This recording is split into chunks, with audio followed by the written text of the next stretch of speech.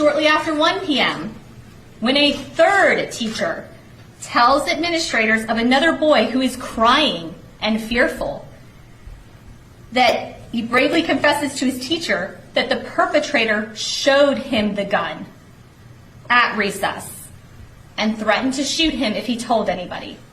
Wow. What is up, it's iCkEdMeL, and I wanted to bring an update that Mama Stormy sent me with regards to this 6-year-old that shot this teacher in Virginia in a classroom. Now, the teacher's attorney had a small press conference and had mentioned a couple things. We're going to watch that together and check out DataSeal, a service that I personally use to protect myself from the crazies. When you use the link that I provide, you automatically save 5%, and check out the free scan, see what information these data brokers have on you. Your information is being sold by data brokers all the time. It's easy for anybody to look up your information using people search websites. They can find your home address, date of birth, email address, phone number. DataSeal.io is the data removal and monitoring service I trust to remove my information from the internet. Click the link below and use the code 5OFFALL to save 5% off your DataSeal subscription. I'll put the link to the live stream coverage that I did on this video, but the other night I went off as well because I had heard that there was prior warnings about this kid. There was also a report from the Daily Mail allegedly that this grandparent had said that a week prior her grandchild had mentioned that a kid came into school with some shiny gold bullets. They couldn't verify if it was the same child, but supposedly this kid had come in and showed it to the students and showed it to the teacher and had said that he wanted to bring a gun to school. Let's check out what this attorney had to say. And I mean, I was pretty pissed because these people, the school, they came out there putting this nice front and this nice, like, we're investigating, we're looking into things and blah, blah, blah. The parents of this child need to be held accountable, as well as the school. And of course, the child, I don't know, therapy, whatever else they're going to do with this kid. This kid should probably not be in school for a while. He needs some like individual, I wonder what's going on in that household. Let's check it out. Abby and these other teachers at Rich Neck Elementary School tried to do the right thing on January 6th, the day of the shooting. On that day, over the course of a few hours, 3 different times, school administration was warned by concerned teachers and employees that the boy had a gun on him at the school and was threatening people. But the administration could not be bothered.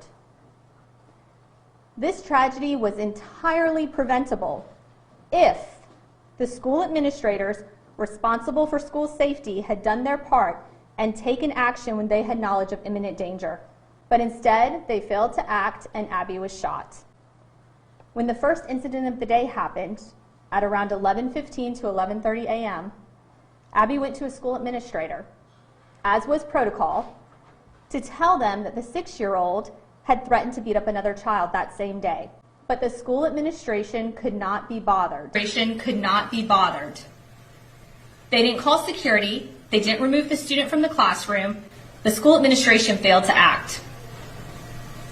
Later on, around 12:30 p.m., when another teacher went to a school administrator, as was protocol, and told the administrator that she, the teacher, took it upon herself to search the book bag of the boy that was suspected to have brought the gun to school. The teacher then tells that same administrator that she believes the boy put the gun in his pocket before going outside for recess. But the administration could not be bothered. The administrator downplayed the report from the teacher and the possibility of a gun, saying, and I quote, "Well, he has little pockets." This is outrageous. Given the opportunity to call the police over a report of a potentially armed student, the school administrator failed to act and protect the school. Shortly after 1 p.m., when a third teacher tells administrators of another boy who is crying and fearful that he bravely confesses to his teacher that the perpetrator showed him the gun at recess and threatened to shoot him if he told anybody. Wow. Wow. What did administrators do? Did administrators call the police? No. Did administrators lock down the school? No. Did the administrators evacuate the building? No. Did they confront the student? No. When a fourth employee who heard about the danger asked the administrator for permission to search the boy, he was denied. He was told to wait the situation out because the school day was almost over. Let that sink in. Tragically, almost an hour later, violence struck Rich Neck Elementary School. Abby Zwerner was shot in front of those horrified kids, and the school and community are living the nightmare. All because the school administration failed to act. Were they not so paralyzed by apathy, they could have prevented this tragedy. This morning, I sent notice to the Newport News School Board of the intent to file a lawsuit on Abby's behalf. This should have never happened. It was preventable. And thank God Abby is alive. But had the school administrators acted in the interest of their teachers and their students, Abby would not have sustained a gunshot wound to the chest, a bullet that remains dangerously inside her body. 3 weeks ago, Abby was a cheery young woman with a big heart and loved educating young people. She had a very bright future and a career she loved. Today, she's between surgeries and physical therapy appointments with a career in question. How could anyone find the courage to confidently face a class of students again? I hope the Newport News School District will do the right thing, and everyone should pay close attention to their response, because will they send a message that teachers are expendable? That this is just a hazard of the job if you teach Newport News? Their response will hover over this community and this school district for decades. And since they can't roll back time and undo the callousness of the bureaucracy, they can do the right thing and admit what went wrong and fix it and take care of Abby now. Thank you. Now, there's some interesting stuff on this article that claims from Washington Post, which came from the Post, I believe, stating that this teacher had been asking for help throughout the year and also the day of, but this was screenshots of a conversation held between school employees and Parker shortly after the shooting show educators claiming that Zwerner raised alarms about the 6-year-old and sought assistance during the school year. She had asked for help, one staffer wrote in a chat, referring to Zwerner. Several times came another message. Yes, she did. 2 hours prior, all year. The messages were provided to the Post by the spouse of a Rich Neck Elementary School teacher. Do not detail what specific assistance Zwerner sought or to whom she directed her request. Zwerner and her family have not returned repeated messages from the Washington Post. A separate message written by Rich Neck teacher obtained by Washington Post from the local teachers union alleges that school administrators waved away grave concerns about the 6-year-old's conduct and that the school was overall unable to care for him properly. So there's even more interesting stuff in this article because the boy's family had stated that he has an acute disability. And it goes on to say in this article too that he's been known throughout the entire school as disruptive and like violent.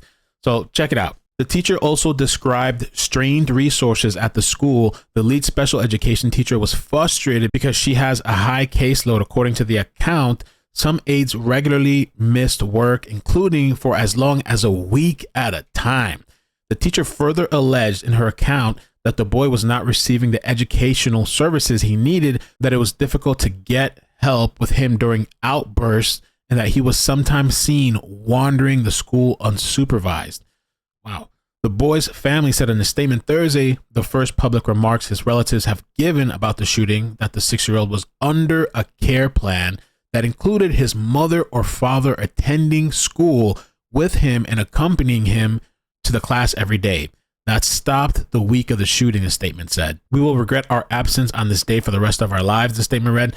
The teacher's account dovetails the descriptions of the student's behavior shared by the spouse of Rich Neck teacher and mother, whose child is enrolled in a class located across the hallway from Zwerner's. Both the spouse and the mother, who spoke on the condition of anonymity to protect their family's privacy from the crazy nuts online, said the student was known campus-wide for disruptive and violent behavior and that the school employees struggled to manage him in class. The post reached out to dozens of other Rich Neck teaching staff, administrators, and parents to try to corroborate the teacher's allegations, but most have not responded or declined interviews, citing the ongoing police investigation or fear of reprisals. Drew, the police chief, has said detectives will look into allegations of the student's troubling conduct before the incident, though he has not confirmed any specific incidents. They did have like a 3-hour meeting where parents are pretty upset and outraged because they've been voicing their concerns about security measures. The superintendent said that they're going to install metal detectors, but there's been dozens of parents recounted their disappointment and anger and frustration with security measures at the Rich Neck and other school districts.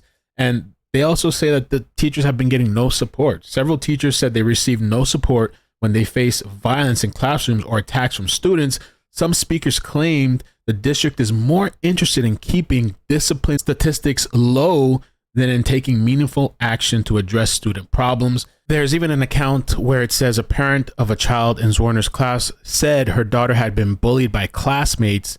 She said she struggled to make the school take her concerns seriously and that the Rich Neck principal once failed to show for a concern about the bullying going on. Although other officials did come, she says Zwerner defended her daughter.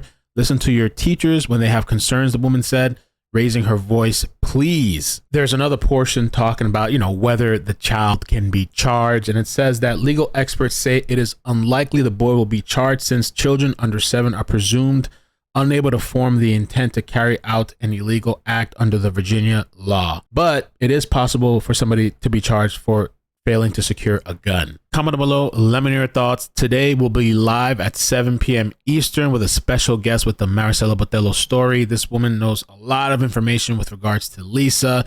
So definitely I'll put the links down below. Check that out. Also make sure you check out Dataseal. A great service that I use myself personally to protect myself. These people online, even if you're just a regular person, not even a social media person, but like on Facebook and you're typing a comment, or just people have a way to backtrace either your phone number or your name. And that way they pull up your information, your address, your family's homes. Even like with the Brian Koberger Tinder date situation where this lady made a comment about her experience. All of a sudden, all these people are looking into her, finding out her addresses, family, contacting them, her friends, all this kind of ish. So I'm happy that I can use a service that actually aligns with the channel. And click the links below. Take care. See you later. Bye.